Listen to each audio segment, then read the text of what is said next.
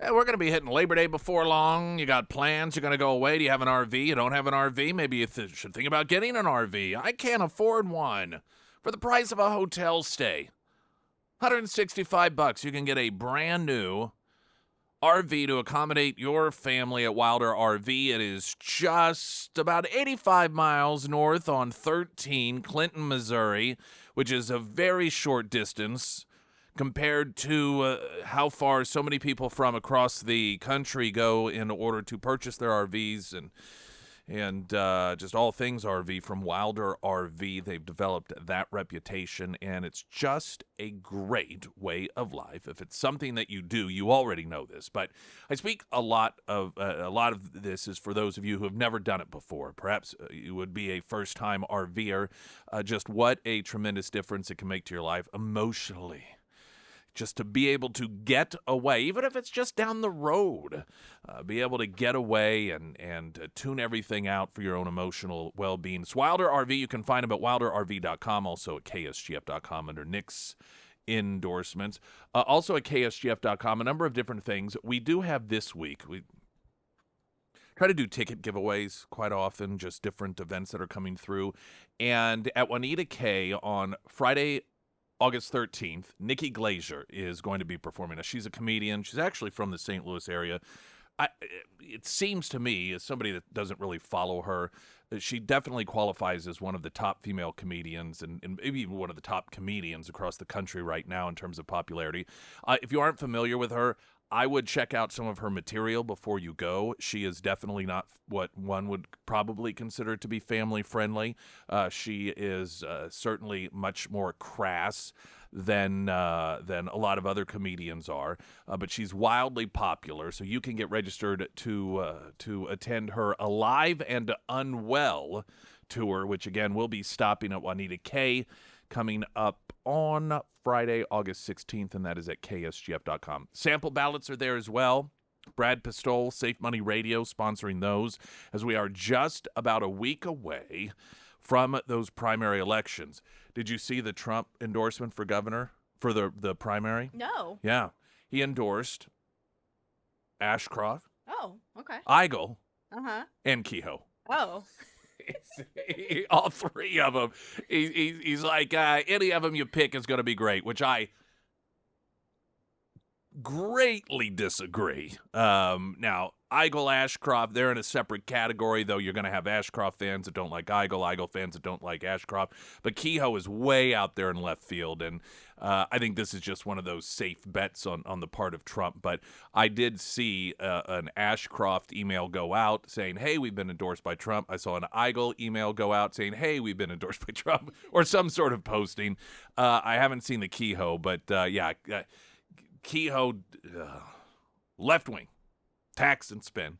Though I heard an ad, I swear, I heard an ad in which now he's claiming that, or the campaign's claiming that he'll cut income taxes, like eliminate them in the state of Missouri. That'll be the day. See that happen. A weekend of Kamala Harris is totally awesome. We have got the full press propaganda on Kamala right now, which we knew this was coming. I mean, this is what they've been waiting for. They spent the better part of the Biden years telling us how wonderful he was, how brilliant he was, how sharp he was, how physically fit he was, only to acknowledge they themselves have known for years that he's not. I mean, you got to give them something. They admitted that they lied, that they've been covering up for him. The same media that a year ago was attributing the poor poll numbers that Biden was experiencing to Kamala Harris and arguing that he should drop Kamala Harris are now telling us how she is the path to the White House for the Democrats. She's so wonderful. The lack of being tethered to any consistency, any reality, it's just,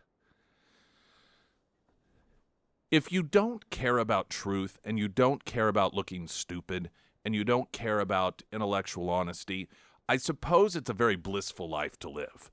You just float along, and whatever you're told to support and believe, you do. You don't have to worry about consistencies. You don't have to worry about, now, wait a minute, they said this before. Because, frankly, that is something that takes a bit of effort. You know this. We get messages from you all the time. Where's the best place to get truthful information? Where's the best place to get honest assessments of the candidates? We put up sample ballots because you all want to be as informed and educated as possible. And so we do our part in order to try and be one of the wedges of that pie of knowledge. And so you know the frustration and the effort that goes into it, and still you feel like you haven't done enough, and then you get the ballot and you're like, oh, I didn't even know this. What is this? I thought I looked over the sample ballot. I don't remember this, and you kind of beat yourself up because there are things that you don't know about. Imagine none of that mattering. Imagine you just wait to be told what you're going to support. I think you just do it. You're just like, yay! If, again, most of you, this does not apply to, but if you just ultimately only care about being part of a tribe, and that's all that matters to you, it's got to be pretty liberating. It's got to be pretty liberating. You are a cheerleader. That's all you do. It doesn't matter how bad your team is, doesn't matter how good your team is. You think about it in the context of actual cheerleaders, right? You go to a football game or basketball or wherever they're cheerleaders, and they always cheer the same. They cheer the same whether it's a winning season. They cheer the same whether it's a losing season. They cheer the same whether their team is a complete chaotic mess. It doesn't make any difference because that is their job. Their job isn't to think as cheerleaders. Their job isn't to evaluate the team. Their job isn't to look at the season. Their job is just to cheer. That's all you do. Put on your dress, your skirt, get out there and cheer and get everyone whipped up into an excited frenzy. That is your job. That's all you do. And so you can look at cheer routines and watch it and not know what season it is, not know what team, or who the makeup of the team, not know who's on the field that day, not who's sitting on the bench that day, because they don't think about that. That's not their job.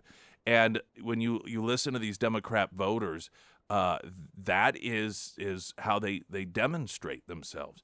You ask, what is it about comedy? You're like, it's nothing. Nothing they can tell you. Other than it's the standard, well, she's just, so inspirational. Oh, really? I mean, that's even hard-pressed. At least Michelle Obama can string coherent words together to make a full sentence, and so you go.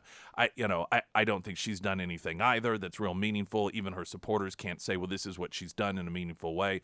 But you can listen to her. She says things that are nice and clever and so forth.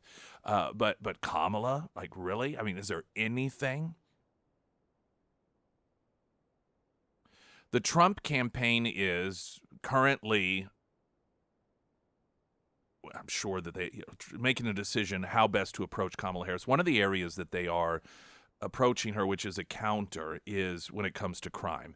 And it's clear that the Kamala camp has decided that they are going to play off her prosecutor role in order to say that she's tough on crime, which, of course, being a prosecutor does not mean that you are tough on crime. In fact, the biggest problems we have with crime in this country, it isn't even a lack of police, though that is a component to it, but it's prosecutors. That's where the biggest problem is. It's these George Soros-backed prosecutors, which Kamala is backed by George Soros, that create environments in which criminals know and understand they're not really going to be held accountable in any meaningful way.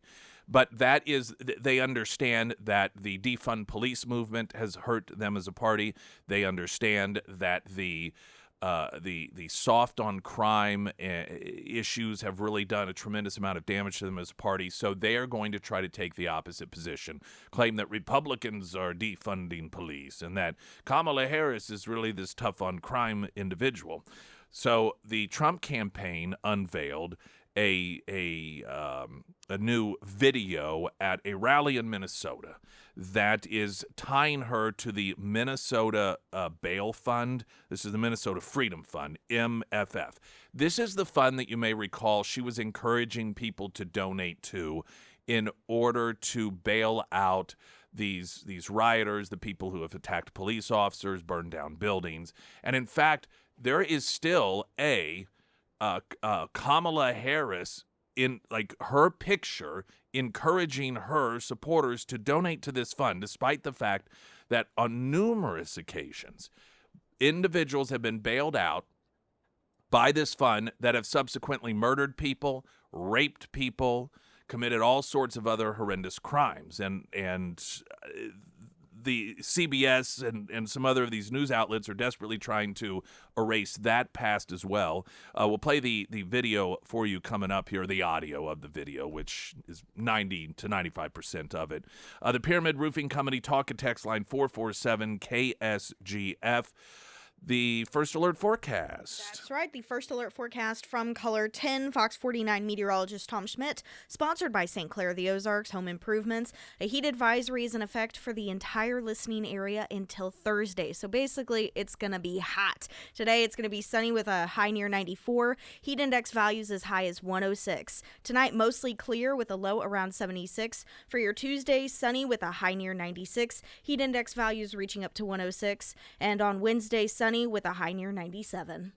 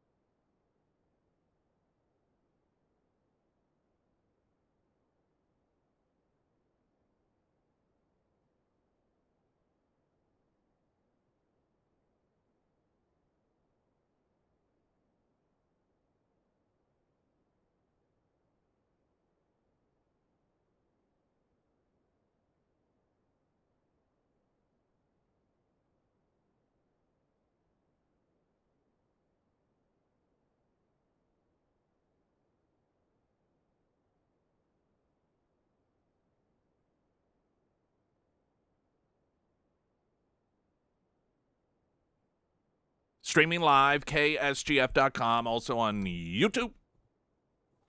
You can watch us there. That's sponsored by Springfield Wraps, designer of the KSGF studio.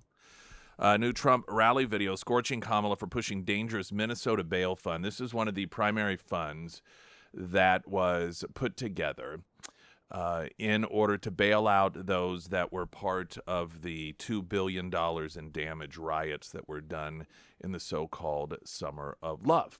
And, Kamala was out there saying, everybody chip in, we got to help out. And as you will hear in this ad, the results of those, including Kamala Harris and their dollars for that bail fund, Oops.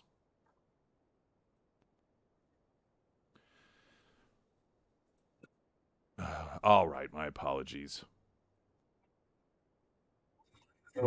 Harris sending this out on X. If you're able to chip in now to the Minnesota Freedom Fund to help post bail for those protesting on the ground in Minnesota. Thanks to Harris's promotion, the group reportedly raised $35 million in just a few weeks. Darnica Floyd, charged with second-degree murder for stabbing a friend to death. She got out of jail, too. A twice-convicted rapist, currently charged with kidnapping and sexual assault, and he walks out, too. The Freedom Fund raked in donations when it was promoted by many, including now Vice President Kamala Harris. Sean Michael Tillman shot and killed a passenger on a train platform after reportedly being released from jail 3 weeks prior.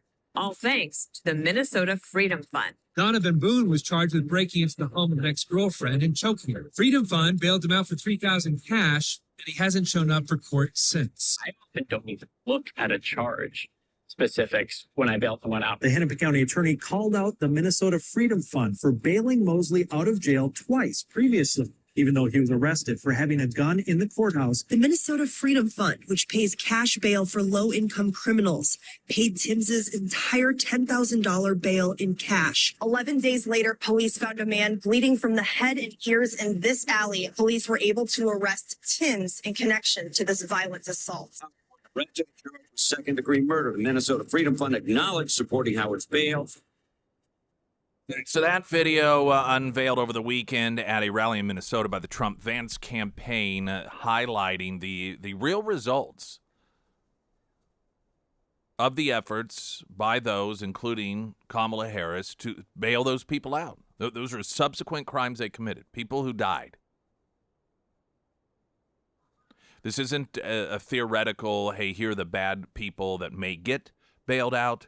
These are the people who did, and then afterwards, the crimes that they committed. People lost their lives, dead, unnecessarily, because of this. Now, obviously, the media recognizes that for the average person, this isn't, as we go into election season, favorable. During the riots, however, and you got to remember that period of time. We're talking about Trump as president, and so Democrats were trying to create as much chaos as possible. That way they could come in and argue that, hey, we're the adults. Put us back in. You're tired of all this chaos? And then, of course, COVID added on to it. You're tired of all this chaos. You're tired of just, you're just tired of it.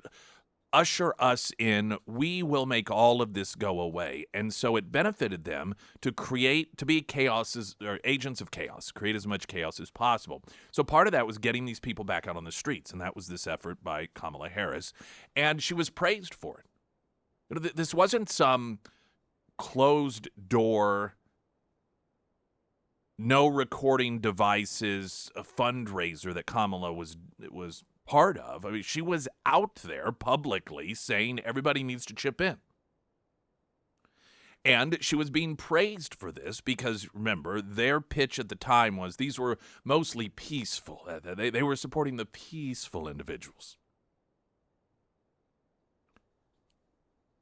Federalist has a piece. CBS denies Kamala Harris raised money to bail out BLM rioters. See, this is Chapter 2 of the rewriting of history. Chapter 1 was kicked off with Kamala wasn't the border czar. What are you talking about? Oh, no, that wasn't her job. Now we're being told she didn't bail any of these people out. She had nothing whatsoever to do with it.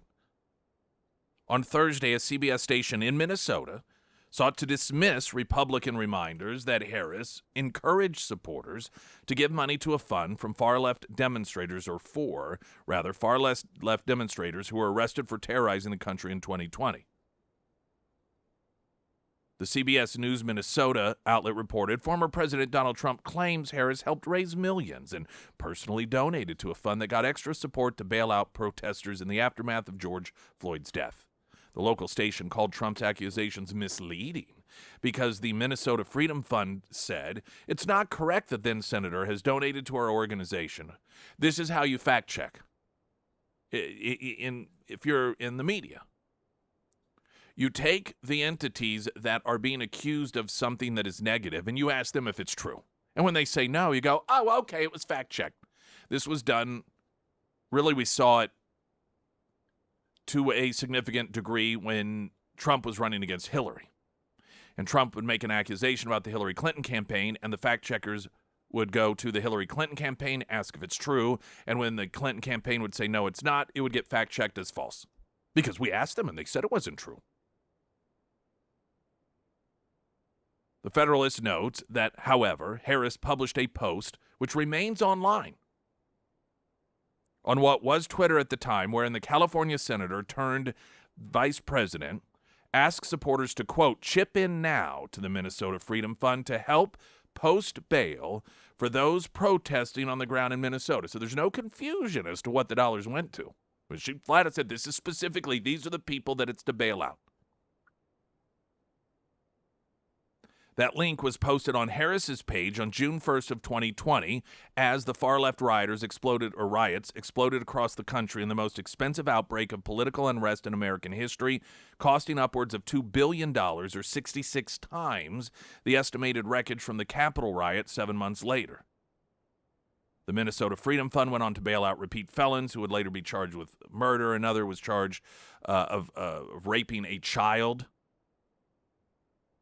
The Republican Party posted a clip on X of the CBS station asking Harris about the Minnesota Freedom Fund directly just weeks before the 2022 midterms, in which Harris said, I think, unfortunately, people are playing political games right now. On Tuesday, CNN characterized the Minnesota Freedom Fund as a charitable bail group. Oh, isn't that nice? So you have a couple of Orwellian efforts by the media here. One, it is to claim that, oh, no, Harris didn't have anything to do with, no.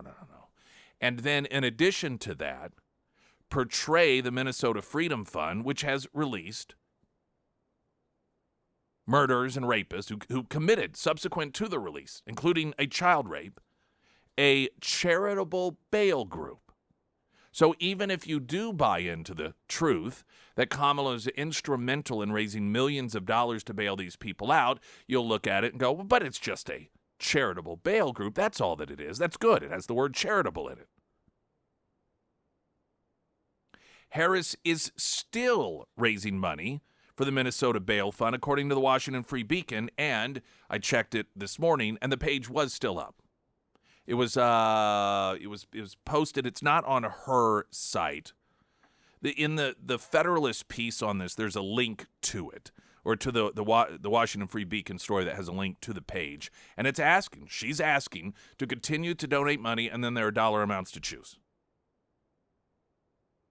The Beacon's Adam Kerr noted on Monday, the Minnesota Freedom Fund continues to reap dividends from Harris's fundraising efforts well into 2024. The vice president's fundraising page for the group, which contains a photo of a triumphant Harris before a crowd of supporters alongside her 2020 campaign logo, is active and still accepting contributions. And like I said, that was accurate as of an hour ago as well. Springfield's Talk 104.1, I'm Nick Reed.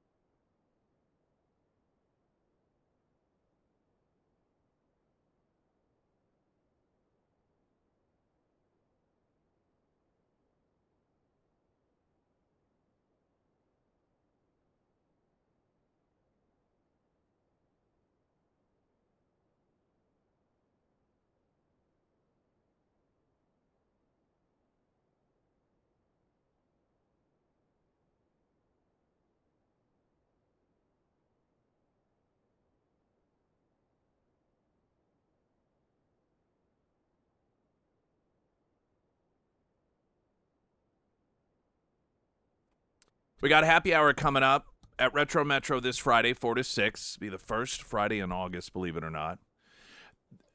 A number of you have been sending in questions on the Pyramid Roofing Company talk and text line, asking about candidates and so forth. One of them asking if I'd be bringing in candidates for lieutenant governor. We've had numerous lieutenant governor candidates on.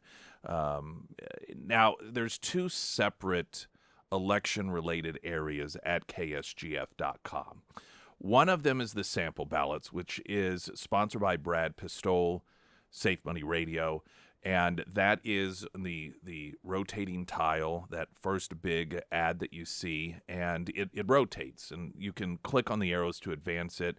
I think Retro Metro may pop up for our happy hour first, and then Nikki Glaser giveaway, then Missouri Constitution classes, then there are the sample ballots. Now, if you go to the top, and there's the three little lines, the horizontal lines, and you click on that, and then you go down to features, and then from there you go to elections. You will find interviews that have been done on the station with a number of the candidates. So, and they're broken down. So it's by candidate instead of entire sections, like with the on-demand section. You go and here's Tuesday, the 2:00 hour, and there may be, the 2:00 hour, the second hour, the 7 a.m. hour, and there are 2 or 3 different things being discussed in there, including the candidate interview. This has them broken down. Now, you can scroll down. They're random, so they're not categorized like, oh, here are all for this race and here's all for that race. So if you just scroll down, you'll be able to see those different interviews or listen to those different interviews. And yes, I do want to add, if you scroll past that page is a really good resource. You do have a way to see sample ballots on that election tab as well. Oh, okay, yeah, I see that there. And then I have a link to the Secretary of State's website full of just like your like the FAQs for elections. And then if you scroll down even further, I try to put any time that we get any type of press release of, oh, this candidate endorses this person for this race. If you scroll down further, I've got all of those listed as well. Yeah. So the last thing that I posted was the Missouri Republican Assembly. I have their endorsement list on there. Someone regarding that asked, hey, are they not, why did they pick Scharf over Bailey? Another asking, did they not endorse anyone in state treasurer's race? We had Dr. Lilly on Friday, and he was going through these. And as he explained, in order to get an endorsement, it takes 2/3 of the statewide MRA membership that does the voting.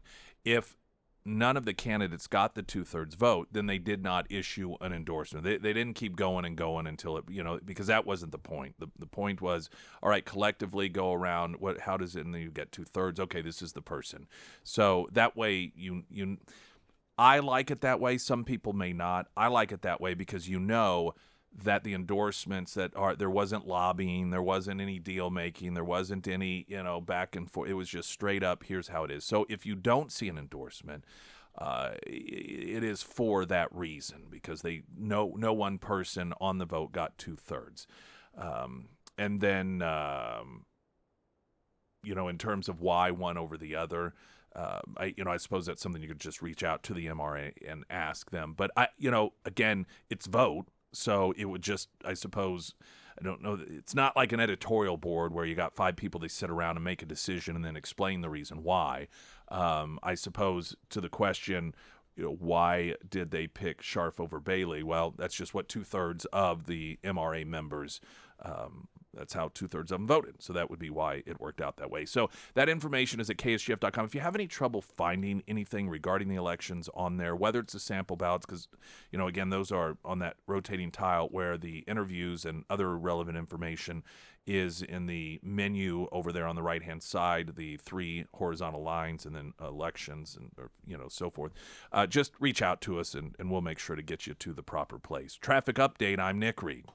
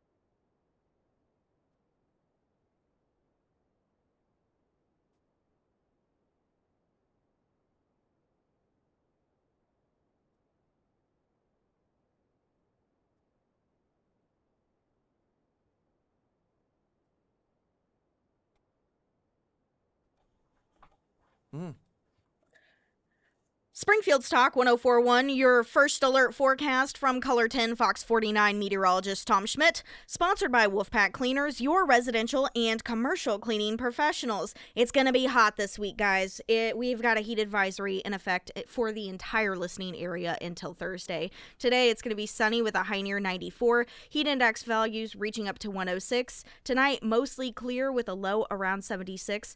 For Tuesday, sunny with a high near 96, heat index values reaching 106. And on Wednesday, sunny with a high near 97. All right, let's see. Media won't tell you. Okay, we're going to get to that coming up. I wanted to take the opportunity of the positioning of Kamala Harris and what appears to be a contradiction in her own behavior when it comes to crime in order to help put into focus the way that the Democrat Party treats people. Kamala Harris, as we mentioned earlier, she's a big supporter, has been, and still, as of this morning, has a link to the Minnesota bail fund.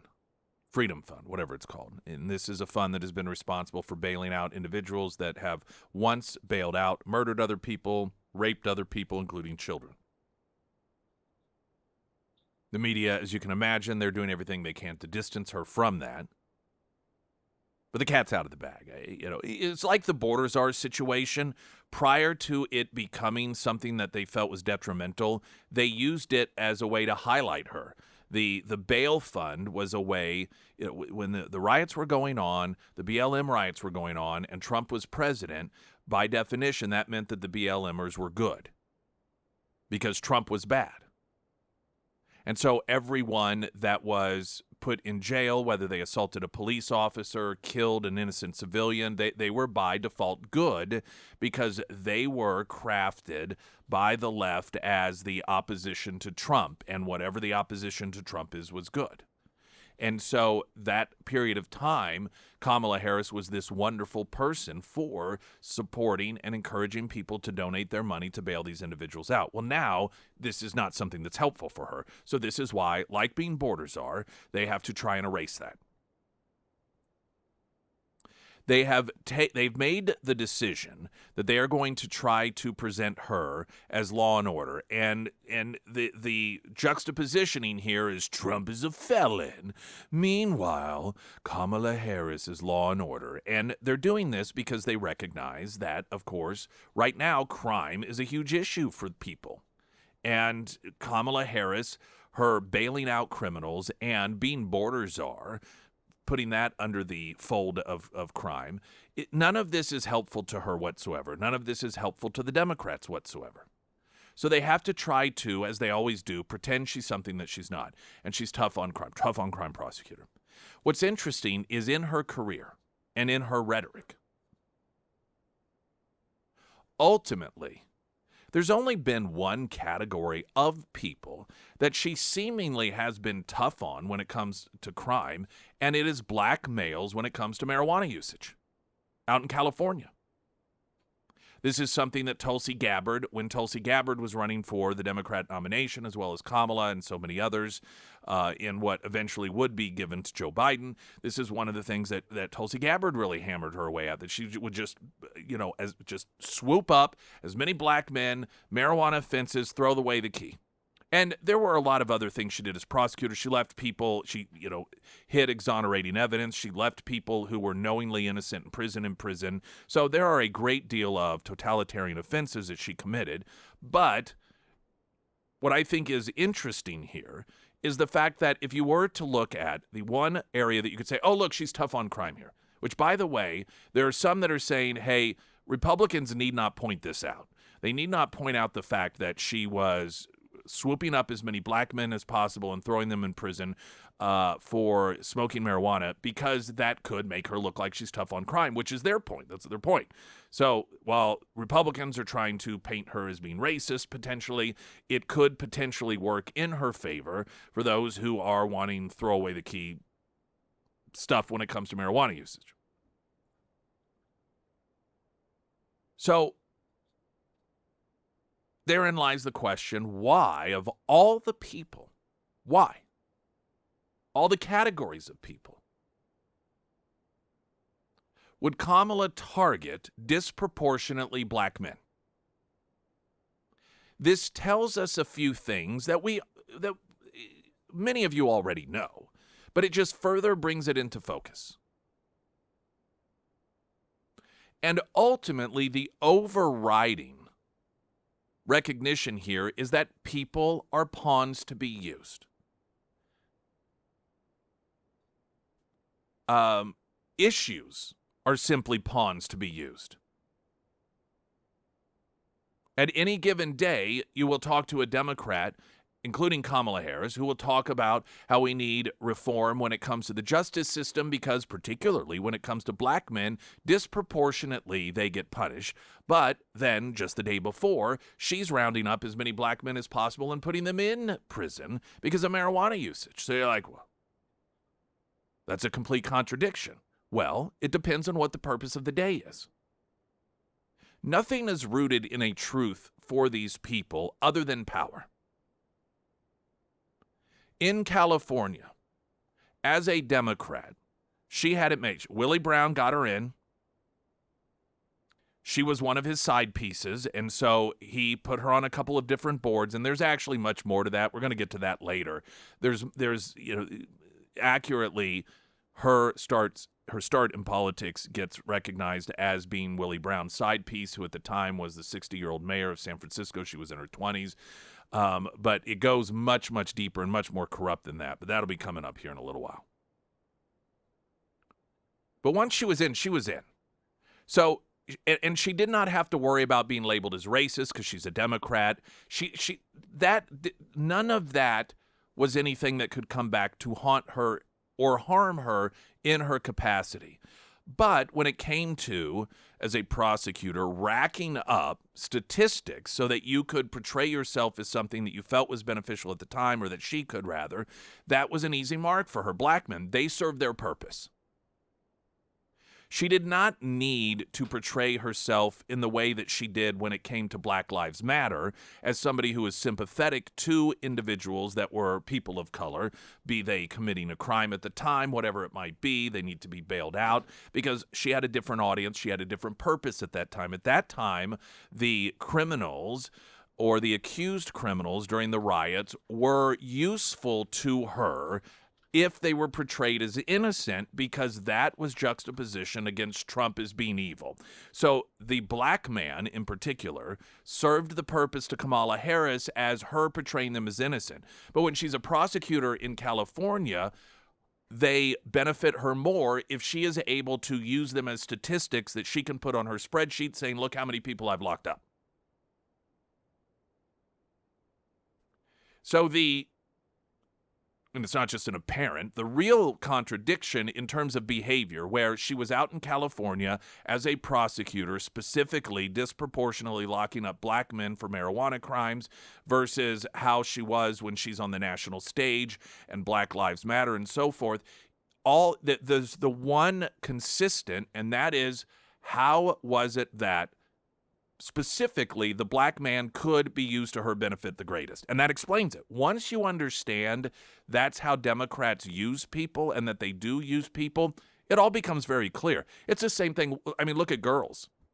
This is a political party that at one point felt as if it was beneficial to them to champion the young girl, to the point that there were, I remember congressional testimony where these girls, I think they were from colleges, talking about, lobbying for, free tampons and the government should pay for this, the government should pay for that. And that's because at that time, and this was during the Mitt Romney running for president years, and Mitt Romney's this Mormon and he's going to force women to wear long underwear and ban abortion and ban birth control pills. So at that time, they felt that the usage of young girls or college-age girls, it was beneficial to use them as just what they are, women and girls. But fast forward to today, where girls are to be dismissed, girls are to take a back seat to boys, transgenderism overrules girls. So now girls are just, a hindrance to them. Once you recognize and understand that the sole purpose of any constituency is to help the Democrats retain power, whether that is by championing those individuals in that constituency or targeting them as detrimental, whichever approach they have to take, they will take in order to further their quest for power. And that explains why you see such a contradiction with somebody like Kamala Harris. A traffic update, I'm Nick Reed.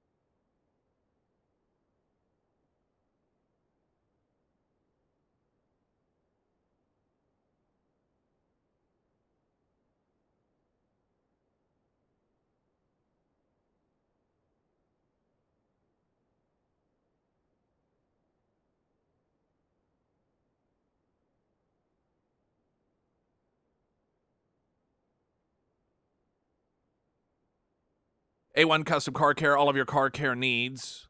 Whether it's a check engine light, it's routine maintenance, it is a pre-purchase inspection, or tires, all thing tires, including tire purchase. A1 Custom Car Care, where you can have it all done, all of their location info at ksgf.com under Nick's endorsements. It's A1 Custom Car Care. There is another lesson to learn regarding Kamala Harris's contradictory approach to dealing with, there's two others. Black men and putting them in prison. Out in California, that was her bread and butter. She didn't have to worry, though. Being a Democrat in California, you can do that sort of thing. So just disproportionately throwing black men in prison for marijuana usage.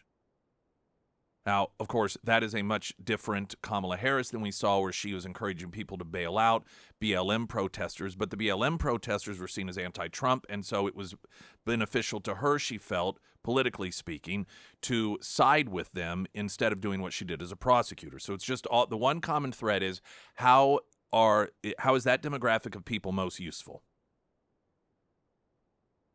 The second takeaway is the perception, and frankly, it has been accurate, though things are moving up until now, that Democrats can do anything they want to black people, and black people will vote for them. It does not matter how poorly they treat them. It does not matter the results of their policies. It does not matter if it results in horrific crime, if it results in horrific education, and if it results in black men disproportionately being put in prison. Their view is black people are going to vote for us anyway. And again, that has proven to be true. Now, Trump is trying desperately to, move the needle. I shouldn't say desperately. He's trying and successfully has been moving the needle to some degree on that point. But this is also a sad reality of what happens when you convince a demographic of people to support you no matter what. They can do whatever they want to you. Thirdly, one of the reasons that Kamala came under a degree of fire for building much of her career as a prosecutor in California, throwing black men in prison for marijuana usage, is that she it was either a podcast or a radio interview, joked about using marijuana.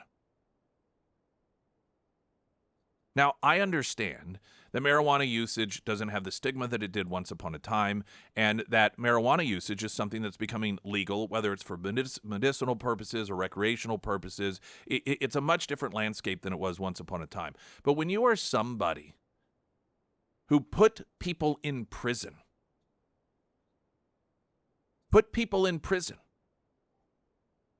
taking them away from their families, taking them away from their lives, taking away their freedom for something that you yourself not only acknowledge that you did, but not in some sort of atonement way or, because you have a heavy heart and you want to unburden yourself, but because you think it's funny. That is a presentation of the elite system. The people on the left, like Kamala, who believe the rules do not apply to them. This is the dual justice system. Again, it's not just about Trump. It's not just about January 6ers. It's about whomever it is that they want to be able to go after for whatever reason. It's about them. And so it really gives you such clarity and understanding, the mindset of the left, that Kamala had no problem whatsoever laughing about committing a crime, that she herself was responsible for putting numerous black men in jail for committing the same crime, and then bragging about it. Springfield's Talk 1041, I'm Nick Reed.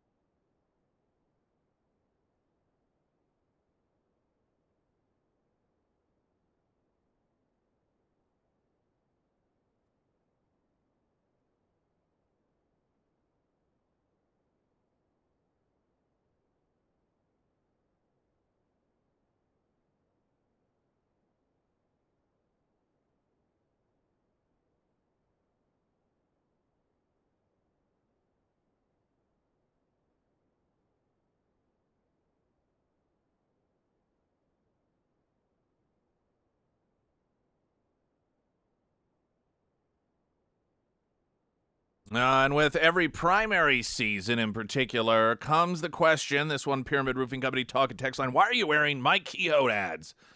Saying that Bill Eigel has not been endorsed by Donald Trump. Should that not be pulled now? All right, we'll talk about that issue coming up. I'm Nick Reed.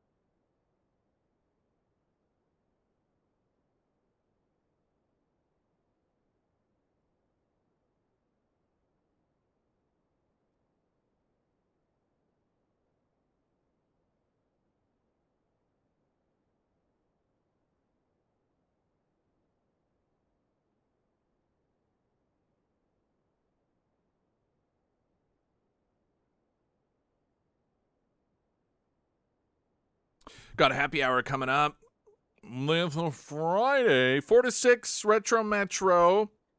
We'll be kicking off August. It'll be a great opportunity to talk about the following Tuesday election.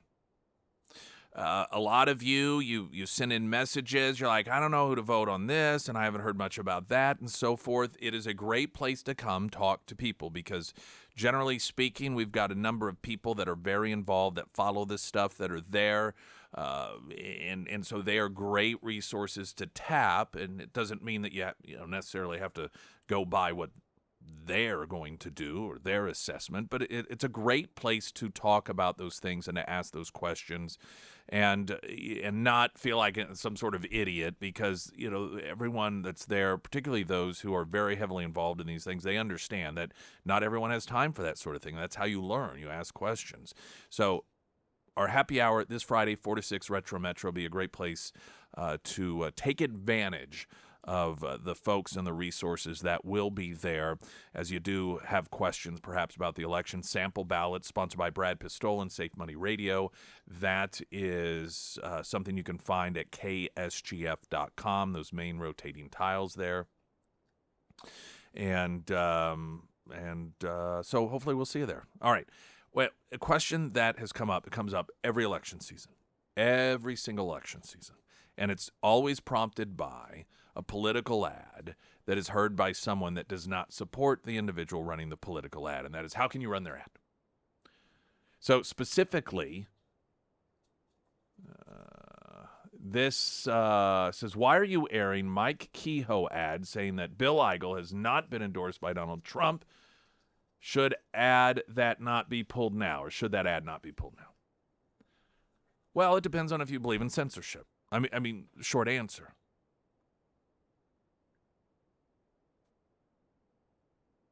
I think that people, it worries me and I understand the instinct, and I'm glad the question's asked because it allows us to talk about it. I think this is a discussion we need to have because this is what currently separates us from the left, and that is the left believes in censorship. The left, if they determine, I don't believe that that's true, and we know how they've operated. We know how they've been operating. The news does it. We saw it with social media. Look, there's no greater example than the New York Post Hunter Biden story, in which the media was told that's not true. It's Russian disinformation. Look, here's a letter from 51. And so the media looked at that and they're like, okay, well, this information isn't true. So they pulled it. They censored it based off of their assessment because of what they were told. Now, there's two different approaches that you can take when it comes to information. That is, you allow people to give their thoughts and their ideas, and sometimes it may be flat out wrong and dishonest. And we have a lot of those ads running right now. And then you allow people to talk about it. You say to people, all right, now you make up your mind. And then if they're ads, then there are obviously other ads that are running that are going to counter it, or at least you allow that to be something. You allow these discussions to take place. The idea has always been, and the cliche used to be, the answer to false speech is more free speech, or the answer to bad free speech is more good speech. It's that open arena. Or you can say, no, we want somebody to just make that decision for us. Whomever that is, I suppose it just depends. When it comes to government right now, that's the Biden administration. If it comes to media outlets, it's, I guess whomever the media outlet decides, general manager, maybe a producer, maybe, just whomever. Now, I happen to believe that the latter of those two is a mistake for a number of reasons. One, because I don't believe that we grow. I believe that when you tell people, don't worry, we will make sure that all of the information that you see, you don't need to think about whether it's true. You don't need to evaluate it. Just believe it, because we have filtered out the things that aren't true and left only the things that are true. Because as a society, what you do is then you develop people that don't think for themselves because they feel like I don't have to. I don't have to worry about it. There are fact checkers to tell me whether it's true or not. But I don't have to worry about it. They're only going to allow ads that tell the truth. So in the larger scope of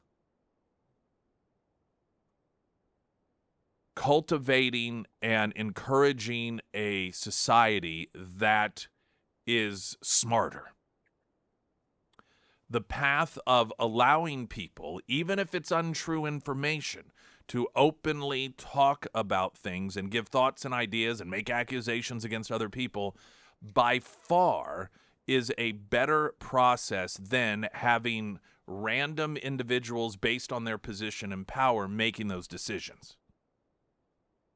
Now, of course, you have legal components to it as well. I mean, if you were to say, well, you've got two candidates running against one another, or 3 or 4 in a particular race, and, well, we've decided that what they're saying isn't true, or maybe it's misleading. Maybe it isn't necessarily factually inaccurate, but the way that they word things could mislead people. Clearly, their goal here is to make people believe something is true that isn't true, so we're just going to decide not to air those ads.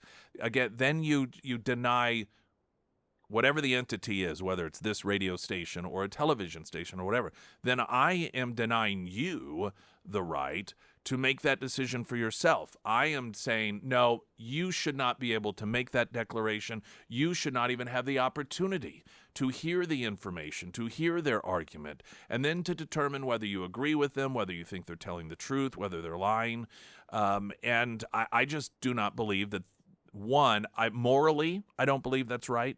But 2, I also do not think that it leads to better results, ultimately. Now, some may say, well, how's it moral to allow someone to put an immoral ad? Well, it's immoral for them to be dishonest. But I do not believe that the moral thing to do is to take away the right of the viewer or the listener to hear the argument. Because, again, what if I'm wrong? What if I have a different perspective than you do? And, as I mentioned, this question pops up, and I understand why it pops up, because you hear somebody running an ad, like Lincoln Huff.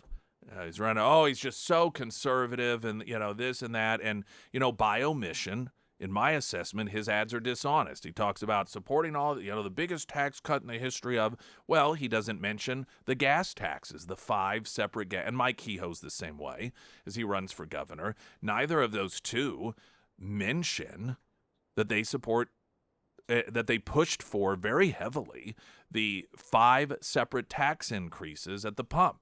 So by omission, they are misleading people into believing that these are individuals that are always going to be against tax increases.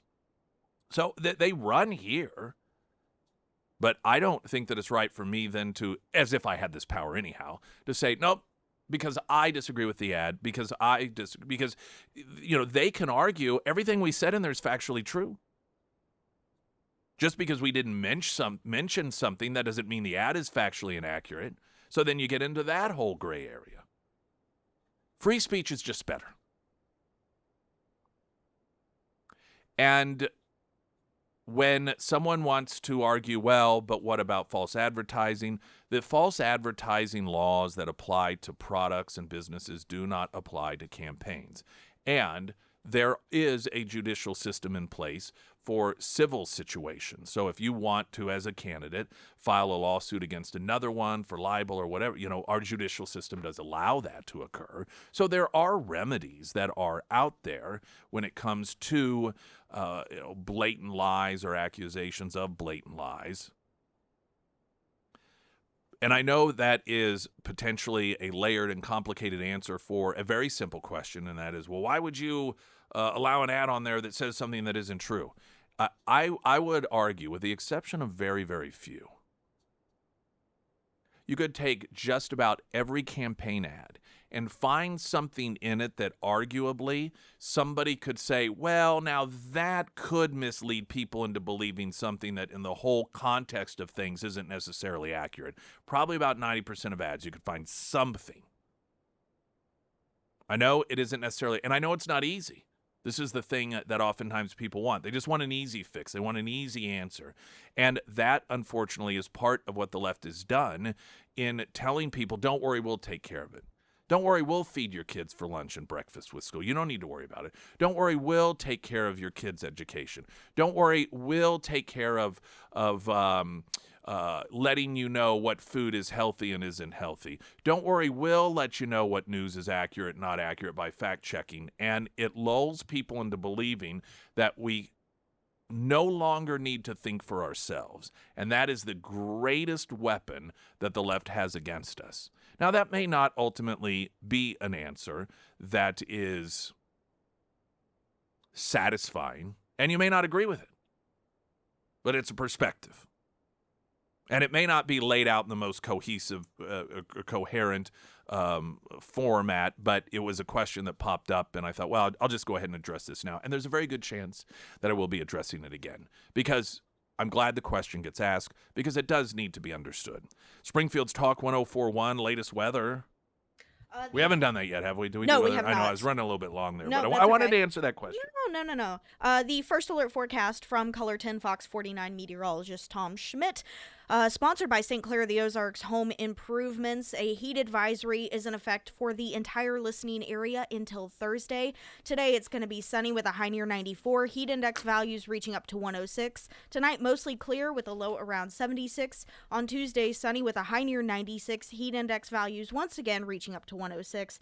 And on Wednesday, sunny with a high near 97.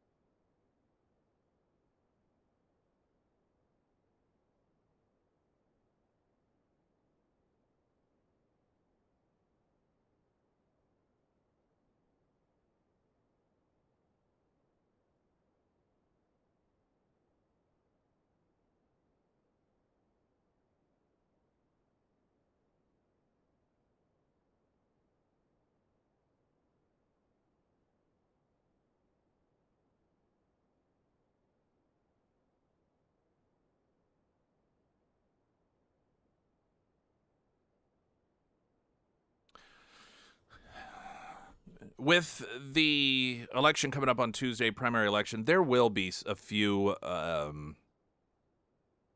races that I address and just get my thoughts on that I think are so overwhelming one way or another that I don't endorse, not for any particular. I don't know. I don't. and I honestly don't know that it would do much good anyhow. I feel that if there is someone that is for me worthy enough of definitely not getting in there, I've probably been talking about him anyway. And so yeah, and then you get my thoughts and opinions without me saying, "Oh, I support this one or support that one." And I'm not trying to be evasive or anything. It's just, yeah, I give you my thoughts on these folks, and you know, I've been pretty vocal in some of these races, particularly the gubernatorial primary, as it stands now. But that is probably on Monday, Tuesday, we will have our free for all. Delta Roofing always sponsors that, where you can just call in and make your pitch on anything that's on the ballot. If you are a candidate yourself or a supporter of a candidate, and whether you have a whole list or just one person individual. So that'll be coming up on Tuesday, and we will usually kick that off around 6:30, and then just go until you all are done. It's your show that day. So that will be coming up on Tuesday. But prior to that, there are a couple of different races that I will give my thoughts on that I haven't necessarily thus far. This deal with the opening ceremony in Paris, the Olympics, and the overriding coverage has been the backlash received because of the portrayal of the Last Supper by a number of individuals. I don't know if they were all drag queens or some of them. I saw it. I've seen the visual. And, when I first saw it, I don't know what this means. I genuinely wasn't offended. And maybe I don't know if I should be or shouldn't be. I mean, my thought on it is that is a them problem. I mean, really, God, I've just really thought about this in my mind. Like, why was I not offended? I'm not okay with it. Don't get me wrong, but I wasn't. I really genuinely felt bad for those people involved in that is where they are in life. I'm a little bit biased because I'm a Christian. And like many of you, I suppose, or perhaps I don't know how in line I am with other people on this, but being a Christian, I feel as if I have this treasure map to endless treasures, right? And it's like the magical formula, the magical key. And when I see other people that not only don't have it, or they mock me because they think that it's not real, but I actually know that it is real, I feel bad for them. I think, one, as somebody who is fulfilled spiritually, I believe that they are not. Some people may say that's judgmental. It's not a judgment. It's just an assessment of what I believe, which is why I think that oftentimes they fill it with this sort of stuff, artificial things that give them attention. And I feel bad for people that have an emptiness like that. And maybe this is just because I'm getting older, and you have what's important in life, different perspectives and so forth. And so when I saw it, I thought to myself, I'm not really that mad about this. I genuinely feel bad for and the world. Like, this is where we are today. It's very sad. Now, I do think it's important to recognize that there is an anti-Christian bigotry. I think that's very important to understand. I think it's important to understand the implications of anti-Christian bigotry. I think it's very important to understand, historically speaking, what happens in a world where you make it mainstream to be anti any religion. Not a good thing, generally speaking. Does not generally pan out well. because you make it easy to demonize that segment of the population. I mean, look at the current administration infiltrating the Catholic Church with the FBI, trying to create this scary idea of Christian nationalist in order to ferment a fear against Christians. I mean, we've seen this before, just, not quite a century ago.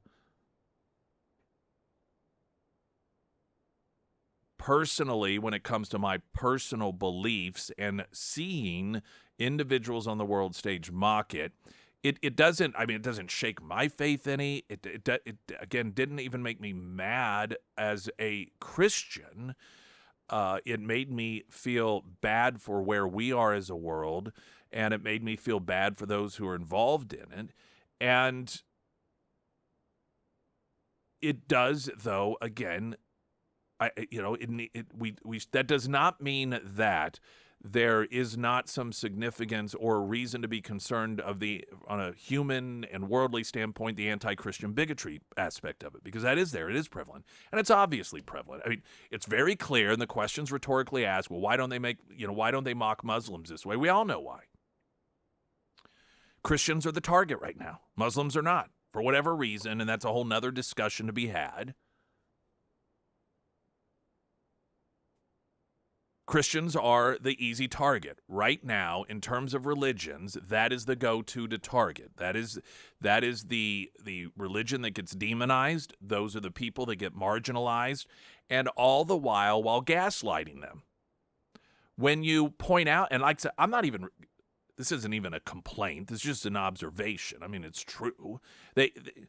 We've got to take a break. I want to expand a little bit further on this. Pyramid Roofing Company, talk and text line 447-KSGF, because the gaslighting that comes along with this is remarkable. And maybe you've seen this as well. Some people are like, well, that wasn't even the Last Supper they were portraying. Okay. I mean, come on.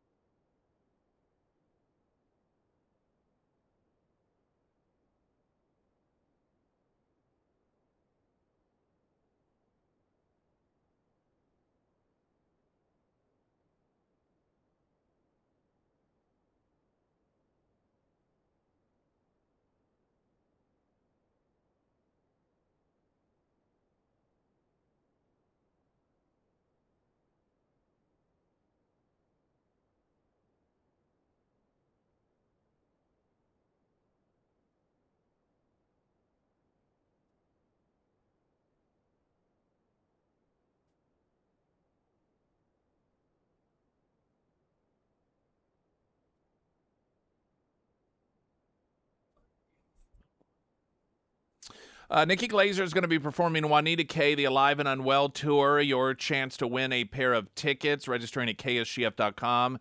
If you are not familiar with her, I recommend you check her out before you do attend. She is not what one would necessarily consider to be family friendly, not going to be everyone's taste, but she is wildly popular. I know many of you do really like her. And you can, again, win tickets to see her at Juanita K coming up Friday, August 16th by registering at ksgf.com.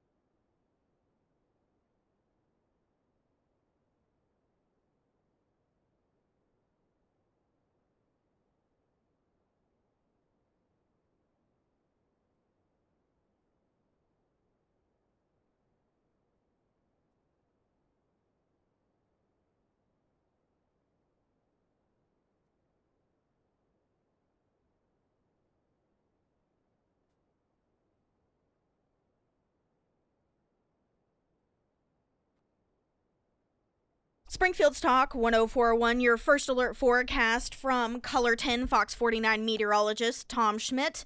A heat advisory is in effect for the entire listening area until Thursday. Today it's going to be sunny and hot with a high near 94. Heat index values reaching up to 106. Tonight mostly clear with a low around 76. For your Tuesday, sunny with a high near 96. Heat index values once again reaching up to 106. And on Wednesday, sunny with a high near 97. You're what the administration considers a potential domestic terrorist, like me, a Christian. Yes. The opening ceremony there, the specifically the Last Supper portrayal. Your thoughts? Oh, well, you know what? I missed your thoughts. Give me a recap on what you thought. Well, my recap was I was struck, I suppose, by the fact that I wasn't mad and I wasn't even really offended as a Christian. I felt bad for or sorry for. It sounds demeaning to say that, and I don't mean to be that way, but I did. I felt sorrow for those people because I thought they don't know what I know. Yeah, if that makes sense. So we had basically kind of the same feelings because I watched it, and I thought, I feel like you. I feel kind of sorry for these people, and the irony of it is, Jesus, he would have let everybody sit at his table. Well, and some people who, it's funny because you want to throw more irony on the irony, people that are anti-Christian point that out as if that means that Christians should be okay with this, which those connections don't jive. But I did further also say that doesn't mean that we shouldn't recognize the danger to the community for demonizing and mocking a religion and targeting a religion, because that, there is the personal relationship of Christianity, and then there is as human beings coexisting with one another, and what happens when you create an environment in which people feel it's okay to mock and deride and demonize people that are of a certain religion. We've seen that happen. It was about a century ago. We said never forget, but that has changed to, well, just wait for a few generations and then we'll be back to normal. So it isn't to say that there isn't a reason to have concerns in that capacity. I will, as somebody who is a thinking person, I do find myself aggravated at those who have gone to try and claim that this wasn't about that wasn't a portrayal of the last. It's like, oh, come on. Yeah, you all you're doing is you just see the backlash, and now you're trying to backpedal it. Or it's I saw somebody post, and it was a local person I'm friends with on social media, that tried to make the claim that wasn't what the portrayal was, and that not everything, Western Christianity is not the center of the universe. And something very similar. Stop clutching your pearls. It's like, I mean, the gaslighting here. And of course, the fact that the whole point to some degree was to shock and outrage. But let's be honest, that's what people who are artists, that's often their go-to. I happen to believe, though I'm not an artist, that is similar to a comedian who just is overly crass and sexual and cusses. That's their shtick. They can't really come up with anything that is creative. And so people in the world of art that can't produce something that is really meaningful, they go to, I'm going to shock people. I'm going to do something that outrages people to get attention, and then I'm going to call it art. To me, it's lazy. But, it's what we... So let's not pretend as if this is somehow outside the realm of left-wing artists to in some way try to mock or mimic. And listen, I'm open to the fact that maybe potentially it wasn't even meant to offend or mock, but they're so detached from what is important to Christians that it didn't even cross their mind that would be offensive. Now, I'm not saying that I believe that, but I'm open to recognizing that it could have been just a complete ignorance of this. What I also just think is so perfect is when it comes to people being offended, the left is the first one to say, it doesn't matter whether you intended to offend or not. If the person is offended, then you need to learn, right? Is that not what we're told? Is that not what DEI, CRT, all of this left-wing stuff. It doesn't matter whether what you say, you meant it to be offensive. If somebody's offended by it, if you didn't mean for it to be, then that means you need to learn. You need to explore and understand better. We hear this all the time when it comes to particularly issues of race.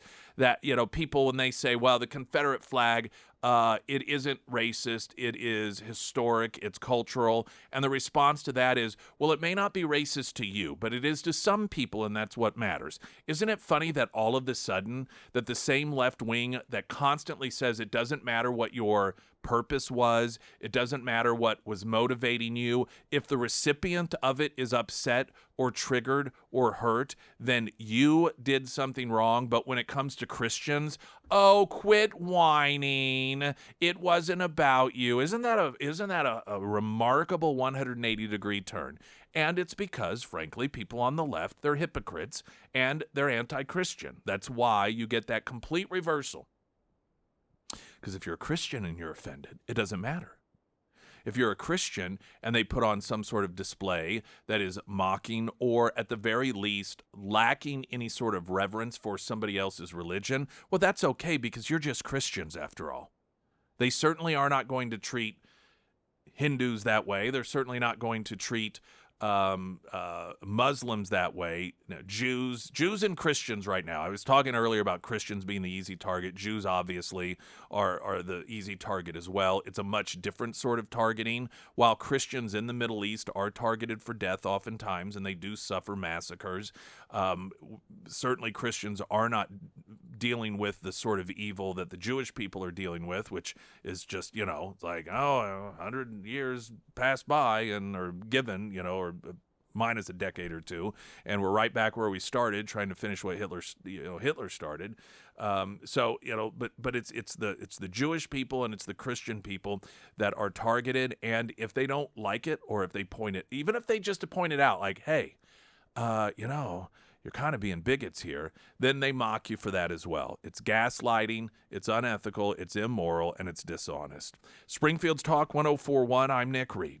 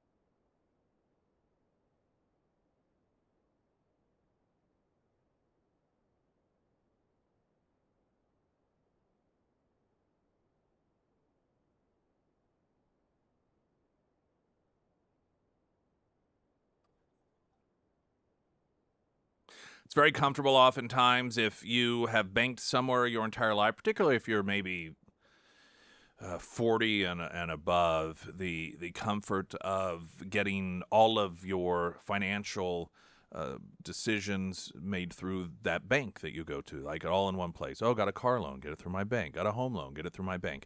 If that is what makes you comfortable, then go for it. But I definitely recommend when it comes to home loan stuff, refinancing or a home loan, that you also go to iwantagreathomeloan.com and get a second look at it.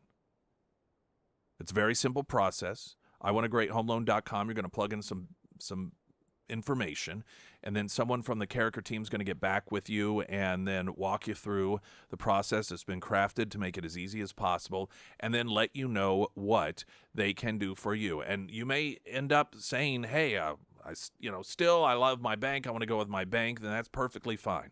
But it never hurts to get a second option. And if anything, that way you feel more secure about the decision you made. iwantagreathomeloan.com, because you do. On the Pyramid Roofing Company talk and text line, someone had texted in, wasn't it Paris where they rioted over Muhammad being a caricature?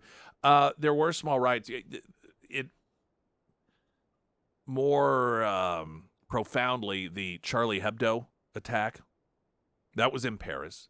Charlie Hebdo was a satirical magazine, and it was left-wing, so it mocked all sorts of religions, not just Islam, but mocked Christianity, mocked Judaism. But it was because of the mocking of Islam that there were a couple of Muslims that stormed the newspaper offices, trying to murder as many people as possible. They succeeded in murdering 12 individuals, or murdering 11, injuring 12 additional, or vice versa, the other way around. And then there were some other inspired attacks. There were a couple of other individuals that, in the name of Allah, kidnapped 4 Jews, murdered them. And yes, that was right here in Paris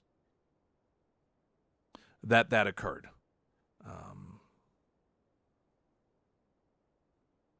So you could take it for what you want. I mean, we've seen that there have been numerous instances in which Jewish athletes have been booed.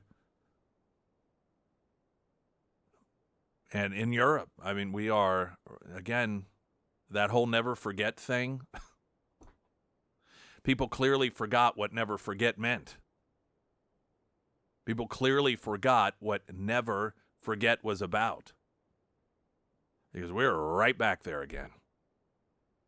And Christians are taking a bit of a whipping too, not nearly to the degree, as I mentioned earlier, as the Jewish people.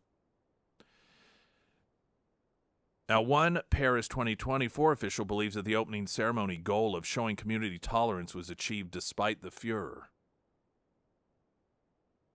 I suppose it depends on your definition of tolerance. I mean, but this is the left.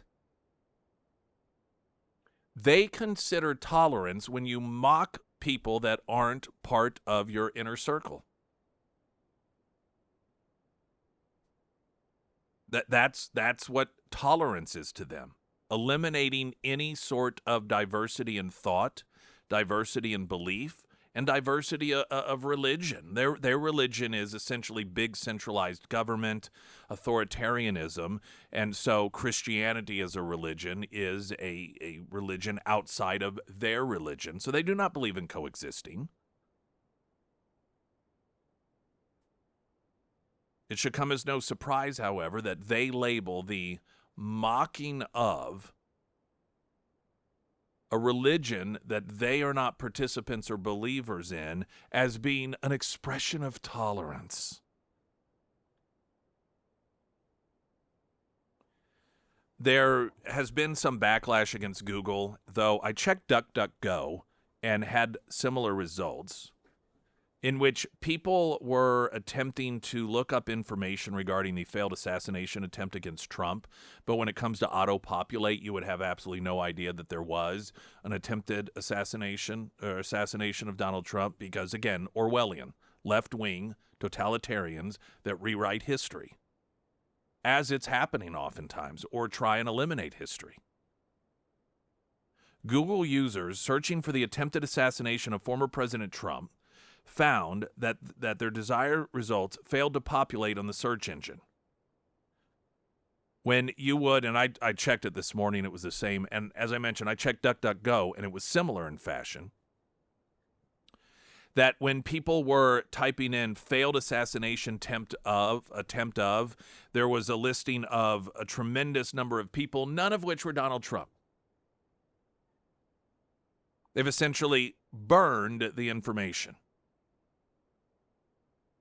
These are the same people who claim that people on the right are book burner or want to ban books for the purposes of denying people available information by making it unavailable. Yet this is what they do.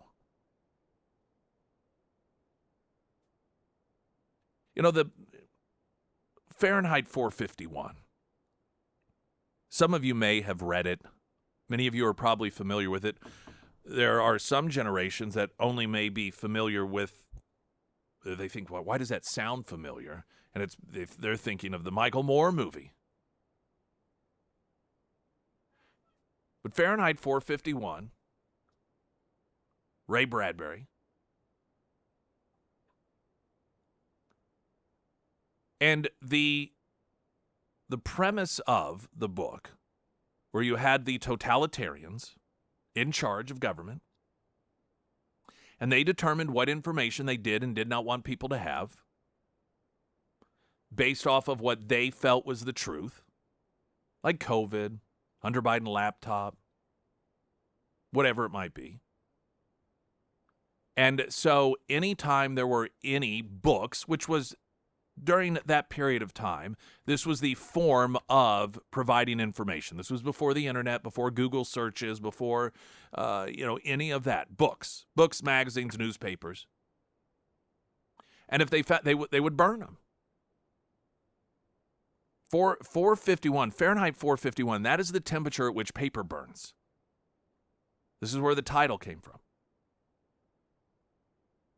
And you would learn as it progressed that there were people that were out in the forest, the woods, that were trying to stay clear of the totalitarians in government, and they were doing everything they could to memorize. They would just read over and over and over again books to try to memorize it. So if the day came where the government was successful enough in censoring information that they did not want people to see, cutting off the source of information that they did not want people to know, that they would still have it in their mind so that hopefully they would be able to put it back down on paper for future generations. The government that the citizens in Fahrenheit 451 were trying to subvert by keeping books, by memorizing books, is the government we have today. And not the government that says we probably shouldn't have pornography in elementary schools, but the government that wants to rewrite books. When you see this, was it the Dr. Seuss or some of these other books? Some of those they got rid of, and they want to rewrite some of those. And you get the Huck Finns and the To Kill a Mockingbirds that the left wants banned. Anytime there is an author that finds on Amazon that it is very difficult to locate their book, or perhaps it's not sold altogether, it's always a conservative. You never have left-wing authors that have the algorithms tinkered with so that Google searches do not show their book, or that Amazon searches do not show their book. Google manipulating the flow of information so that people who type in failed assassination attempt of, and they see virtually every individual who was the target of an attempted assassin except for Donald Trump. This is Fahrenheit 451. It is the attempt by the left to prevent citizens from having information that they don't want them to have.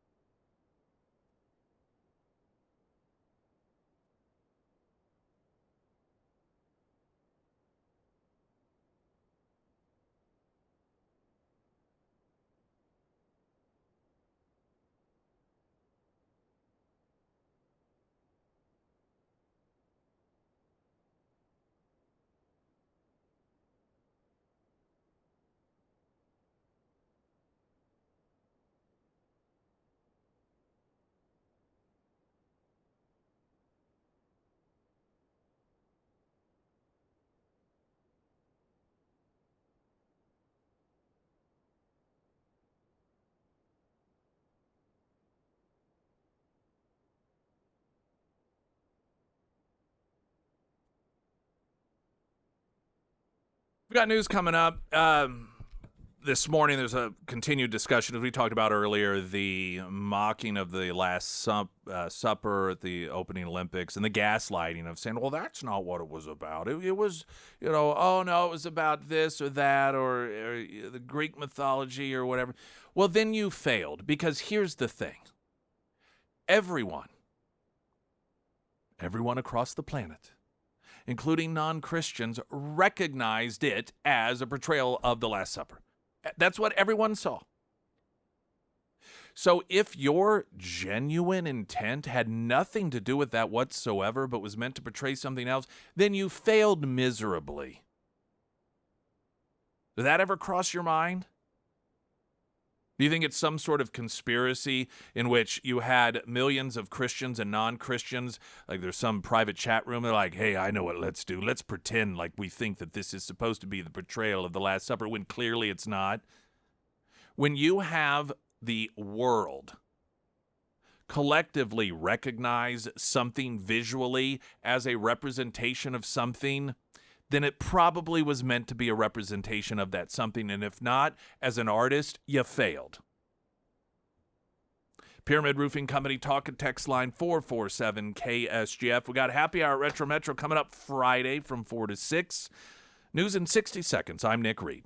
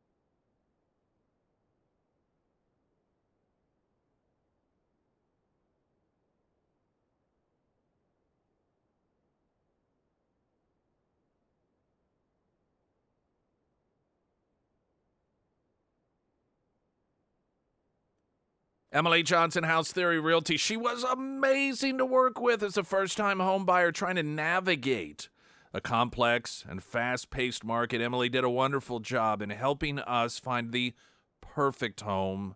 Stay positive, even in a very competitive seller's market. She was professional, knowledgeable, did not pressure us to look at houses that would not work or go over our budget. We absolutely plan on working with her again. If we ever need a realtor, cannot recommend her enough. It's one of the great things about Emily, and I've experienced this, and many of you have as well, that, and of course, like any good realtor, going to ask, well, what are you looking for? What are your needs? Are those going to be your needs in 10 years? Getting a sense of what you really need, but then holding you to it, because it can become very easy.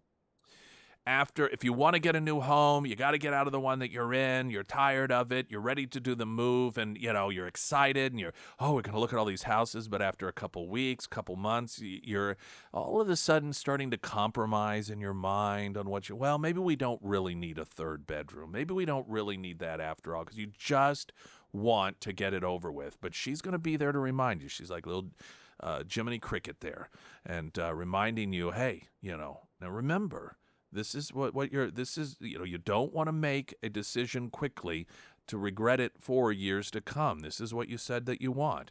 And, just as a little bit of reminder, ultimately it's your decision, but point being is her goal, and it would be very easy, and a lot of realtors are this way, like, just buy a house already. That's not who she is. Emily Johnson, House Theory Realty. You can find her, ksgf.com, under Nick's endorsements. A couple of events taking place over the weekend. There was a massive overflow crowd for a Trump-Vance rally in St. Cloud, Minnesota. There were just, this was standard Trump event. There was a photo taken by an attendee of a video shown inside of the massive crowd. Outside, the attendee said the overflow crowd was 12,000. So there were 8,000 that made it inside. 12,000 that did not make it inside. There was one individual who had posted that after walking for 4 miles trying to find where the beginning or the end of the line was to get in, realized, well, we're never going to get in clearly at this point. There's no way we're going to get in. 4 miles. Posted, we walked nearly 4 miles of the line for the Trump rally in St. Cloud, trying to find the end of the line before we figured there's no way we're going to get in even into the overflow. There was video posted of the motorcade in which people it looked like in some instances 4 or 5 deep, waving American flags. This is one video just to give you a sense, though it will come as no surprise as to what the crowd sounded like in Minnesota.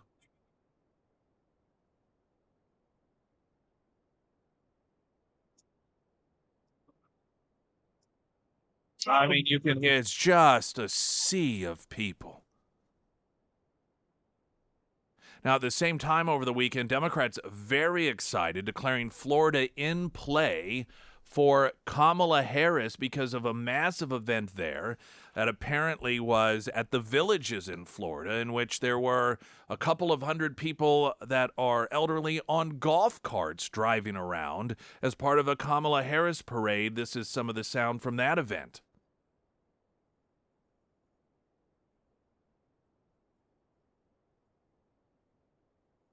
So clearly you can hear the massive amount of excitement that Kamala Harris is generating in states like Florida versus Trump, who is really struggling out there. You should have seen the embarrassing thing of it is the way that they just cannot help but try to turn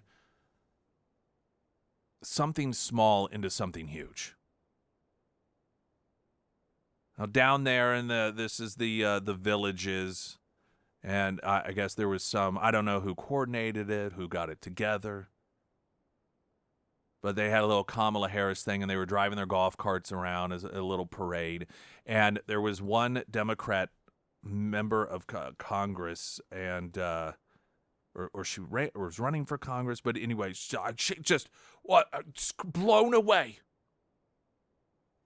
Absolutely blown away by what she's seen occur in Florida. Oh my gosh, Florida's in play now. Okay, come on. get a couple of hundred people from the villages driving their golf carts around, I don't know that that necessarily puts Florida into play. Adam Schiff last week said that there was no person more qualified in the history of this country to be president than Kamala Harris. Can't you just take a reasonable approach to this stuff? I understand. You've got to generate excitement here. I understand that this is desperation mode, that the Democrat Party just overturned the election of Joe Biden, and this leaves them scrambling. There's no real good options. Kamala Harris, they've sort of backed into that. They were threatened that you have to, the activists saying if you do not pick Kamala, then we're just going to, essentially tear the party from limb to limb. No real option here. And even if you feel that, hey, we probably aren't going to win this thing, we're going to write it off, which I happen to believe that there are some within the Democrat Party that's where they are right now. They're just going to, all right, let's get in this thing. Let's fight this thing. We're not going to win, probably. Is there a chance? Yeah. And we're going to try to, of course. We're going to go back to the old playbook of just talk about how evil Donald Trump is and make up lies and talk about democracy. Don't talk about anything we've done. We can't do that. And maybe we'll win. Maybe we'll be able to win. But I do believe that there's some Democrats that are like, you know what, let's get through this. Let's get it over with. Another 4 years of Trump. This gives us a chance to reset and start from scratch. Get some new blood in there. But you still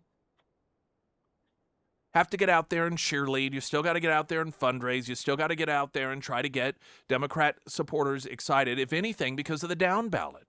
You don't want Democrats staying at home, because if they don't go out to vote for Kamala Harris or whomever the nominee is going to be for president of the United States, and they decide just to stay home, then that means they're also not voting for the Democrat for Senate, the Democrat for Congress, the Democrat for local rep, the commissioner, and all of these other Democrats can suffer because of that. So they got to get out there. But when they start acting as if every little tiny thing is a sign that Kamala Harris is now the most exciting cultural phenomenon that the country has ever seen, is okay. Back it off just a little bit, would you? I happen to believe that it's actually good for Trump that the media and the Democrats are going to these levels of acting, again, like she's the single greatest thing that has ever been chosen, because people sniff that out. The average person recognizes a lack of authenticity. They recognize that within a week's time, the same people that were saying that Joe Biden is fit as a fiddle and is in this till the end are now saying Kamala Harris is the hero. They recognize that many of the same people who a year ago were saying that Kamala Harris needed to get dumped off the ticket because she was the weak one are now saying that she's the one who's going to save democracy by getting elected. The more over the top they are, the more the average person smells BS. And that's not helpful for the Harris whomever ticket. Going to get a check on traffic in just a moment. First, the latest weather. Ooh, it's kind of looking cloudy out there. It's going to be hot today, though. Hot? Hot! Yep, that's basically the weather. It's hot. The first alert forecast from Color 10 Fox 49 meteorologist Tom Schmidt, sponsored by Wolfpack Cleaners, your residential and commercial cleaning professionals. We are under a heat advisory that will remain in effect until Thursday. Today it's going to be sunny with a high near 94, heat index values reaching up to 106. Tonight, mostly clear with a low around 76. For your Tuesday, sunny with a high near 96. Once again, that heat index value reaching up to 106, and on Wednesday, sunny with a high near 97.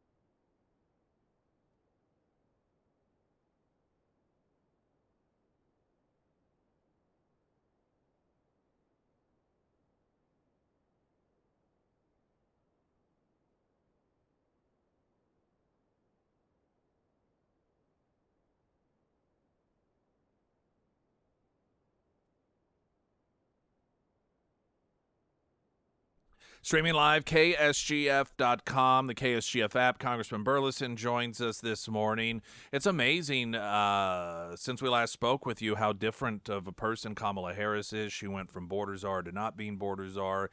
She went from out there loud and proud, helping to raise money for that Minnesota Freedom Fund, which bailed out a number of criminals that would then, while out on bail, thanks to her and others, commit crimes such as rape, murder, and child rape. Yet now we're told that she didn't have any of, she wasn't doing any of that. Who knows what she'll look like next week? They're trying to remake her, trying to rebrand her, and it's sad that so many news agencies are willing to work alongside the Democratic Party to scrub her history.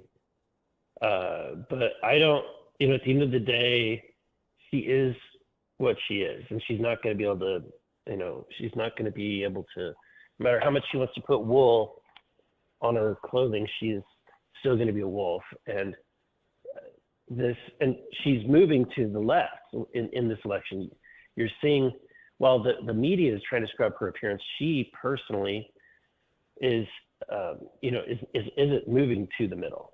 She is embracing all the left, everything that she once embraced before, all the climate change, the Green New Deal stuff. She is right there in the as far left as she could possibly get. And I was thinking about this last night that, this is a person, and you've seen those videos, who's talking about using, there was a video where she says, I am a woman, I use the pronouns she, her, I'm wearing a blue suit.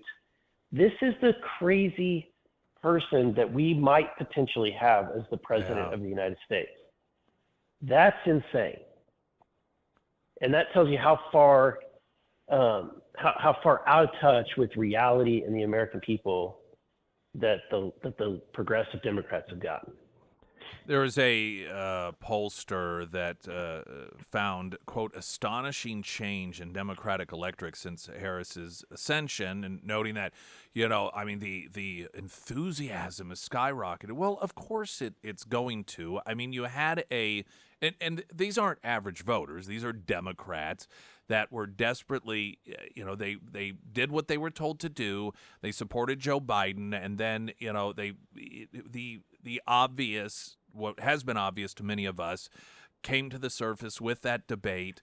And then you've got the acknowledgement from people, even in the media and world leaders. They've known this is a problem for 2 years. And so it's very demoralizing for Democrat voters that they found themselves in this position where they had been, tricked. And then, they're delivered somebody and they're told, okay, here's the new thing for you to support. And so they have something now. They have something that they can live in denial over. Biden became impossible to live in denial over, but they can still live in denial over who Kamala Harris is because the media rewrites the history, they scrub the inner, you get all of this. And so it gives them this nice little world of delusion to live in once again. The problem, I think, and I want to get your thoughts on this, is that Kamala Harris, she's just frankly not very good at stuff. She's not very good at running campaigns. She's not very good at running an office. I think 90% of staff that she has had have quit since she was vice president.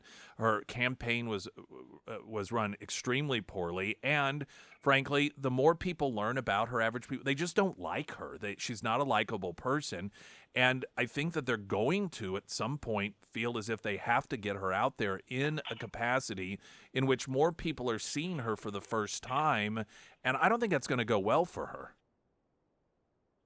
I'm worried. I agree with you, Nick. I think that the American people will figure her out pretty quickly.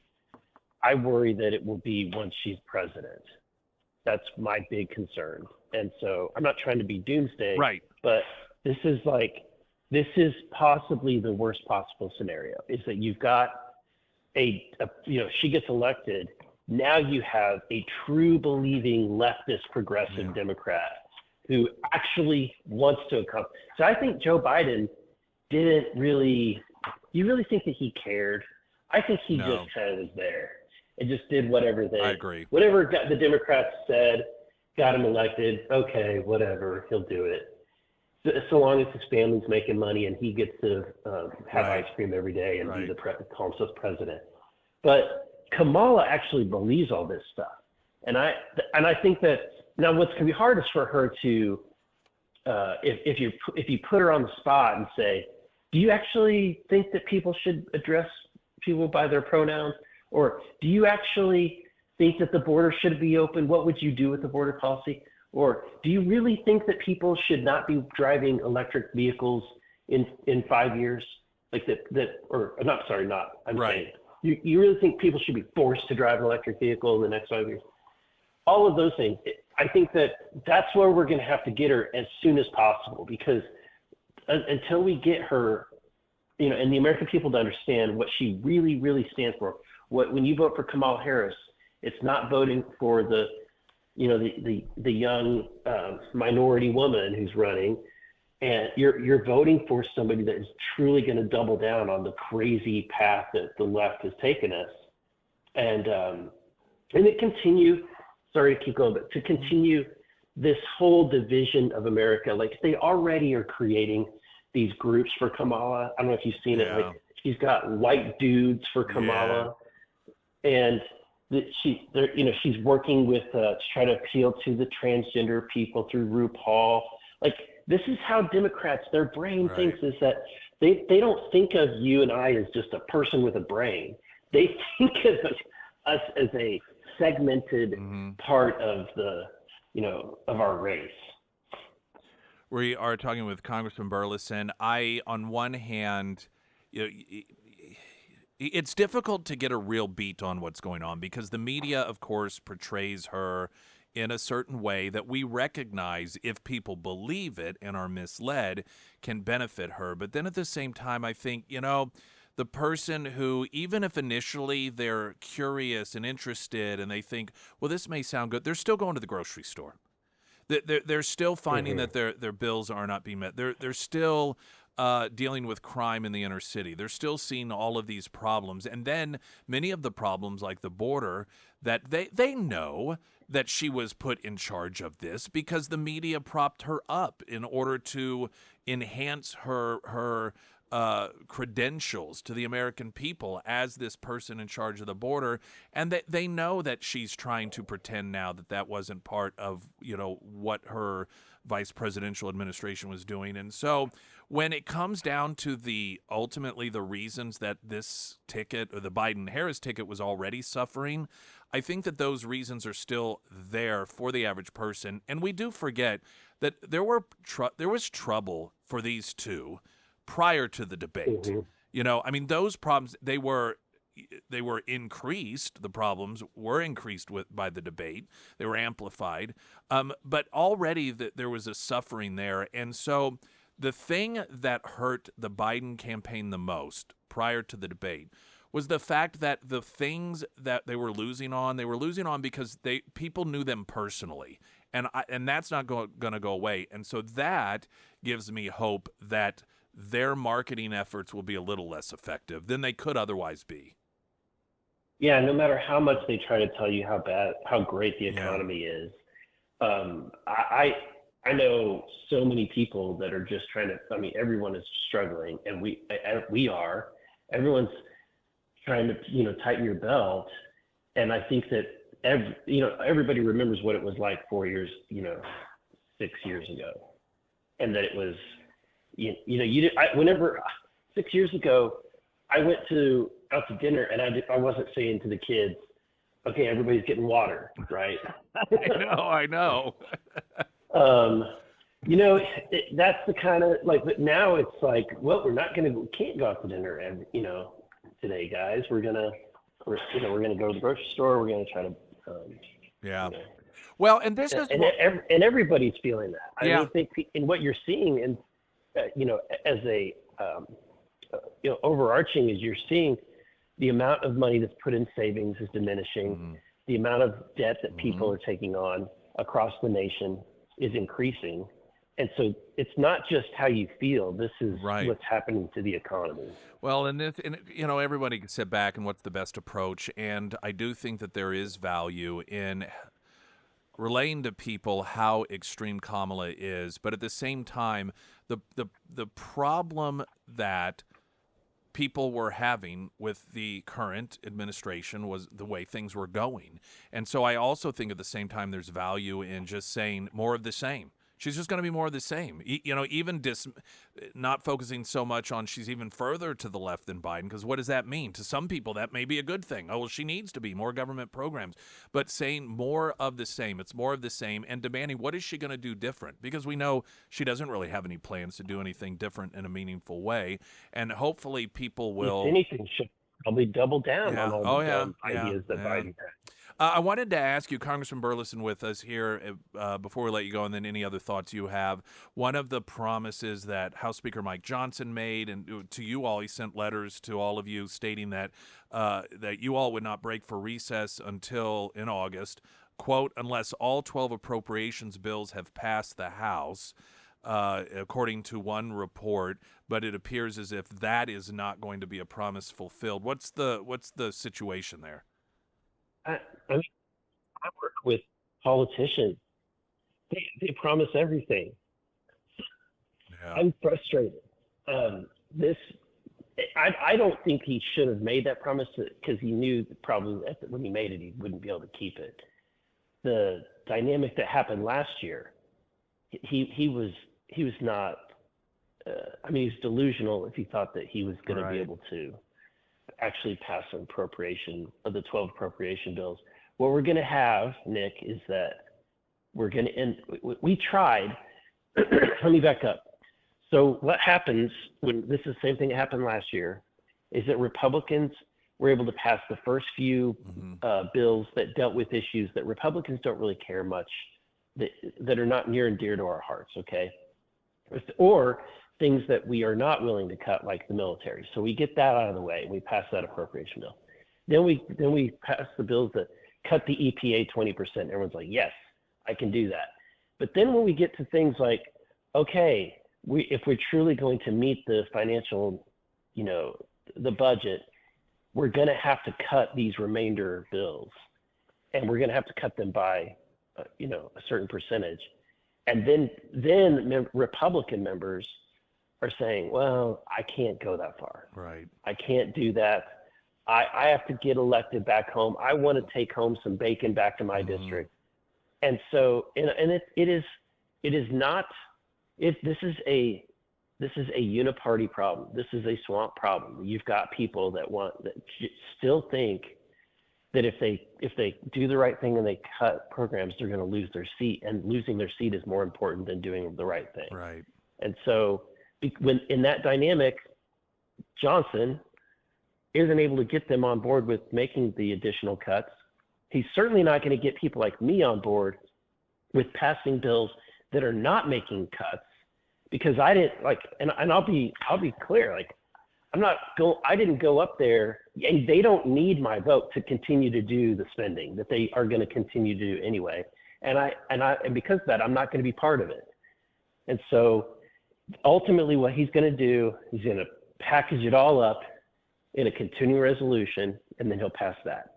And that'll get us to December, and then they're going to try to jam us with an end of year lame duck omnibus bill that will probably have every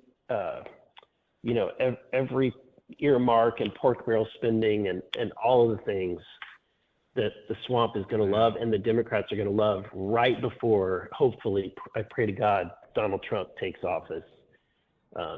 Is my guess what will happen. Before I let you go, is there anything else? Well, next week is the primary, and I would encourage everyone. Look, I'm on the ballot. I would appreciate your support, but I think more importantly, there's a lot of really important decisions to be made in these primaries. We need real fighters, so pay attention to who's running. Go and check out who the Missouri Right to Life endorses.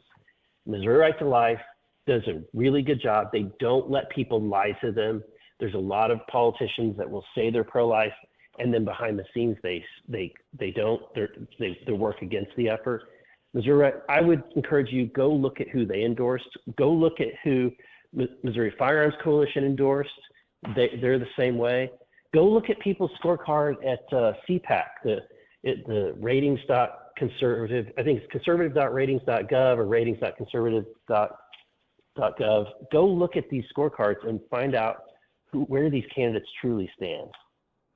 All right. Well, I know that is some advice that our listeners definitely will be glad to get, because we always get those questions. Where do we go? What are great places to check out? So that's very helpful. Congressman Burleson, thank you, sir.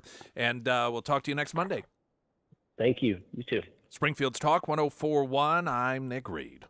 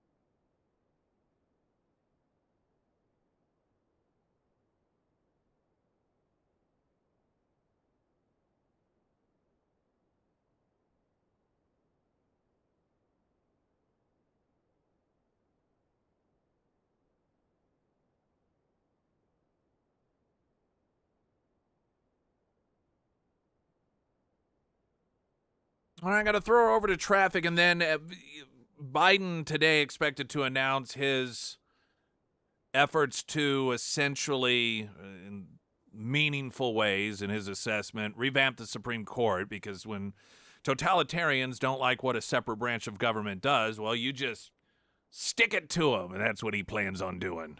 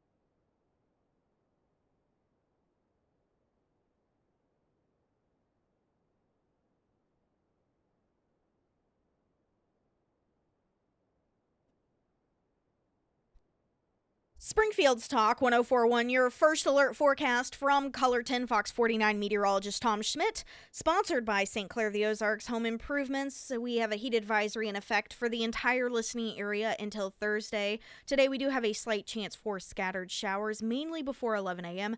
Otherwise sunny with a high near 94, heat index values reaching 106. Tonight mostly clear with a low around 76. For your Tuesday, sunny with a high near 96. Once again, those heat index values reaching around 106. And on Wednesday, sunny with a high near 97. And real quick, I want to tell you about my friends over at the Pyramid Roofing Company. If it is time for a new roof, it's also a good time to do those upgrades as well. Now, from upgrading your gutter system to new ventilation to impact-resistant shingles, the Pyramid Roofing Company, they can help you out with all of your roof upgrades. And you can sometimes get a discount from insurance companies whenever you do those upgrades. And if you're not exactly sure how to work through the insurance process, or maybe you don't know how to get those discounts, no worries, because the Pyramid Roofing Company, they will help you through the entire insurance step. Now, the Pyramid team, they use high quality name brand products, and a little fun fact for your Monday, high quality shingle companies, they often require a roofing company to be in business for, I think it's at least 7 years before they will actually work with them, and then they vet the companies that they work with. Now, the Pyramid team, they're a great company. They use great products. Highly recommend them. So if it is time to have the Pyramid Roofing Company out at your home, go ahead and give Josh a call today. You can find all of that contact information for the Pyramid Roofing Company under the Sarah's Endorsements tab at ksgf.com. All right, Biden is calling for Supreme Court term limits, code of conduct, limits on presidential immunity by eliminating any immunity a former president enjoys for so-called crimes committed while in office. I hope that this is retroactive so we can go after Obama. You know, among other things, Obama targeted, without any sort of charges or trials, American citizens whom were deemed terrorists, and he just killed them. Never even charged with anything. Droned him. So I'm going to round him up for that. I mean, just one, just off the top of my head. Biden also wants to impose a term limit of 18 years for justices. Once fully adopted, it would allow presidents to appoint new justices at a cadence of once every 2 years because, I mean, I got to tell you, who doesn't want to have essentially a nonstop Supreme Court nomination process going on? They're always very fun. I mean, there's nothing that is distasteful about them. There's nothing that's toxic about them, particularly whenever it is a Republican president that is appointing a judge that the left fears might be constitutionally minded. I mean, those go swimmingly well, of course. So who wouldn't want that to every 2 years that occur? That's a great idea. I love it. I think it's fantastic. It'll certainly help bring the temperature down in Washington. Nobody believes that any of this stuff is actually going to occur. Oh, and then what? We're going to have Congress? We're going to have Congress dictate a code of ethics to the Supreme Court of all the institutions? Be it Congress or the executive branch, of the three branches. Which one do we really think needs the least amount of lecturing from the others in terms of code of ethics and conduct? Now, I'm not here by any stretch of the imagination to claim that the Supreme Court justices are perfect and above any sort of need for ethical watch or anything along those lines. But if you are going to say, with the three branches of government, you're going to do an evaluation of the one that, or let's put it this way. If you were to pick two that have the least room to set up any sort of code of ethics for the third, this would be the layout. It ain't going to go anywhere. And, of course, over the weekend, a lot of disinformation being spread about J.D. Vance, oftentimes by media, sometimes by politicians, sometimes by celebrities. Jennifer Aniston, for some bizarre reason, was out there claiming J.D. Vance wants to ban IVF.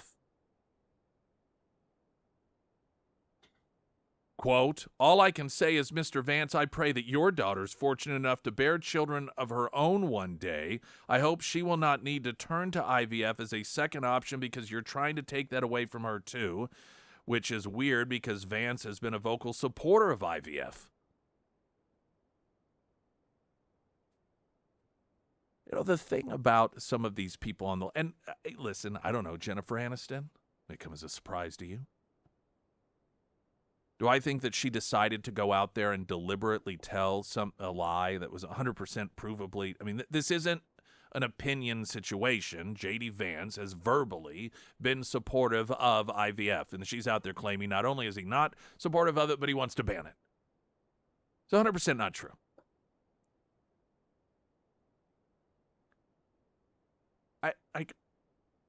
It is difficult for me to comprehend someone who cares so little about their reputation in terms of honesty and truthfulness and knowledge. Maybe it's because of what I do for a living. I strive to make sure the information I give you is accurate. And I want to make sure it is, one, because that's what I strive to do, but two, because who wants to be wrong, right? You don't want to be wrong, and it's not like it's a one-on-one conversation. If I say something that's inaccurate, and it happens sometimes, there's plenty of people out there that can call me out on it, and a lot of times there's in a helpful way. Hey, by the way, no, that this is actually what happened. Here's an article about it, and it's helpful. But nobody, well, I shouldn't say that nobody wants to be wrong. I know that's just my instinct. Is not. I don't want to be wrong. I try to be right. And so anytime that there is something that pops up about somebody in the media, I want to make sure that it's true. I check it out. I usually, if it's something that sounds a little weird and bizarre, I'll check 2 or 3 different sources. And even then sometimes I'll be like, well, according to CNN, now keep in mind, this is according to CNN.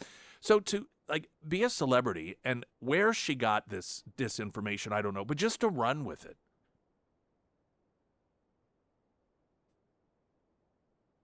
I find it difficult to comprehend that people, particularly that are well-known, do not care if they expose themselves as somebody that is reckless enough to spread disinformation in a way that they feel is going to be meaningful. I suspect when a celebrity like Jennifer Aniston posts something on her Instagram, it's because she thinks it's going to make a difference. And to so negligently post information that you haven't even checked that turns out to be 100% not true in a way that could mislead people into believe that's the goal here, is to make people it's just astonishing to me. What I suspect happens in a situation like this, which is a demonstration of people on the left, is they live in a bubble. They do not in any meaningful way coexist with people that or just even have conversations with people that have any diversity of thought. And so they have stereotypes in their mind. And they're told they're good, or, we're good, they're evil. And so because she is supportive of IVF and J.D. Vance, well, he's evil, that must mean he's against it. And it just fulfills the stereotype. Shameful. Springfield's Talk 104.1. I'm Nick Reed.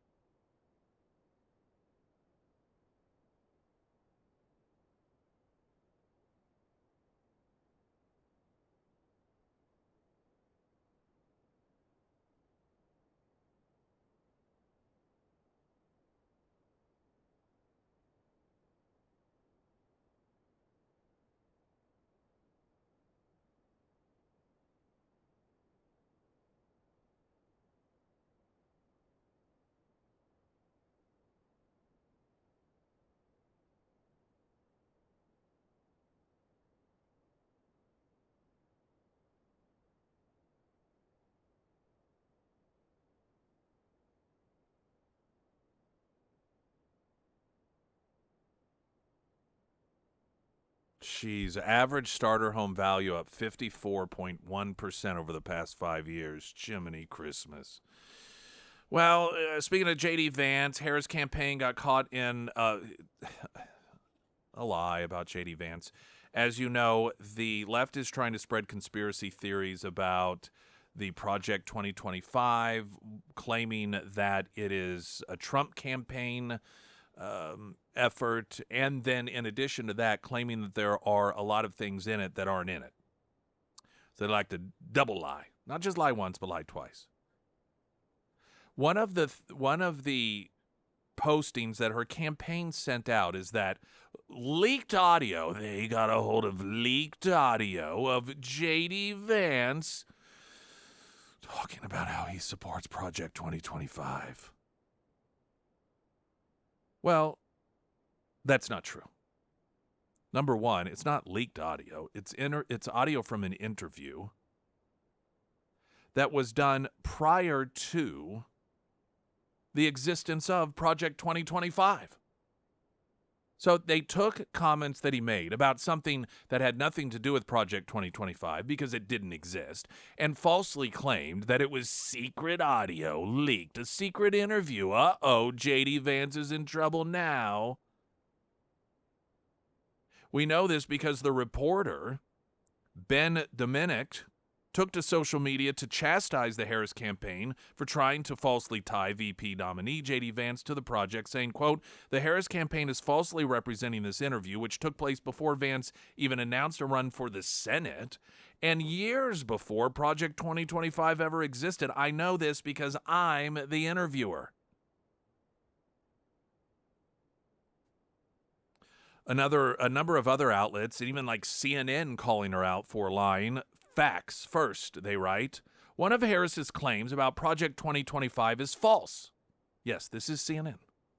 While another is at least misleading, the Project 2025 document does not show that Trump intends to cut Social Security. The document barely even discusses Social Security at all and does not propose cuts to the program. In addition, contrary to Harris's suggestion, Project 2025 does not call to end the Affordable Care Act or eliminate its protections for people with pre-existing conditions. The document does criticize the Affordable Care Act, especially the law's expansion of Medicaid, but makes clear it is advocating change to the law rather than terminating the law entirely. A Harris campaign official said the campaign has made a deliberate decision to brand all of Trump's policies as Project 2025. So they fully acknowledge, this is what's just crazy about it, but you got to give them some credit. The campaign official is acknowledging that they're lying about this and that that's their plan. That despite, and this is in the face of CNN and others saying, yeah, fact check, this isn't true. They're like, yeah, we know, but this is just our campaign plan, is to create conspiracy theories about Trump and J.D. Vance in this Project 2025. USA Today fact-checked the Harris campaign, noting that Project 2025 is a political playbook created by the Heritage Foundation and dozens of other conservative groups, not Trump, who said he disagrees with elements of the effort.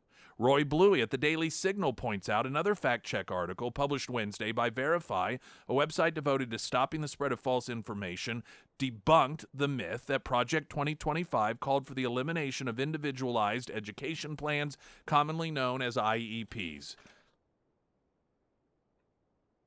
I don't want to read too much into trying to figure out why liberal network or liberal outlets like CNN and USA Today are actually fact-checking the Harris campaign as to lying about Trump and J.D. Vance's relationship with Project 2025 and the contents of Project 2025. But credit where credit is due, because they are calling him out for lying. And that definitely is going to be a full-time job between now and November if they stick with it.